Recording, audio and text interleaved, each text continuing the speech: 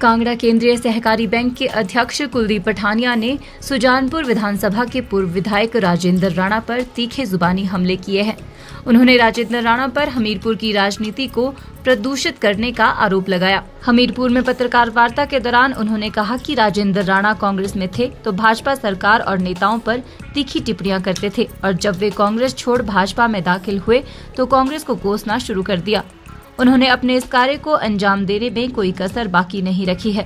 पठानिया ने कहा कि राजेंद्र राणा ऐसे नेता है जो हमेशा अपने ही मित्रों को मिटाने के कार्य पर अग्रसर रहते हैं। उन्होंने बताया कि राजेंद्र राणा ने जो वन टाइम सेटलमेंट के बैंक पर आरोप लगाए हैं वे निराधार है और आरबीआई के गाइडलाइन और नियमानुसार ही बहुत से लोगों के वन टाइम सेटलमेंट किए गए हैं जो लोगों के हित में है।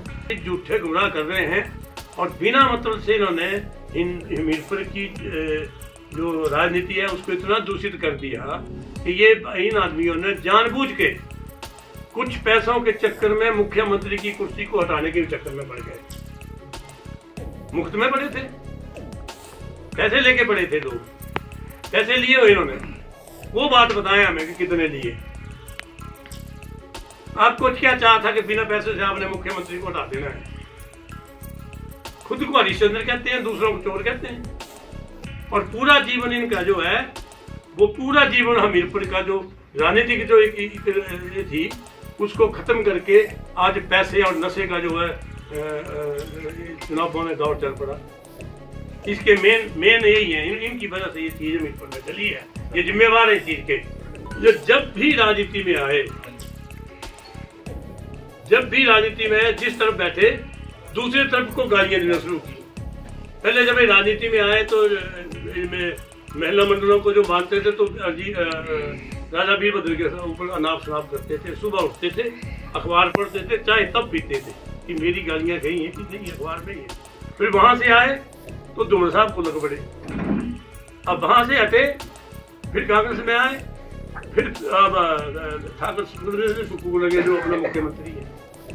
इसने कसम खाई है कि अपने को कोई आगे देख नहीं सकता है किसी को, कोई हम इसके शरीक है। ये हमारे उसका खेती के साथ को बंटवारा है, हम राजनीति कर रहे हैं।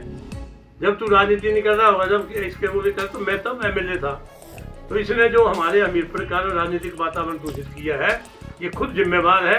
अब अपने पर्दे को छुपाने के लिए हमसे बुलाना, हम इसलिए बोल रहे हैं, हमने आज तक नहीं बोला क्योंकि बिना मतलब जब पढ़ो अपने मित्रों को लगा दिया। मित्रों को आपने कौन से दुश्मन आगे किए? आपने अपने मित्रों को मारा, चाहे धूमर साहब थे या दूसरे थे, उनको इन्होंने धोखा दिया।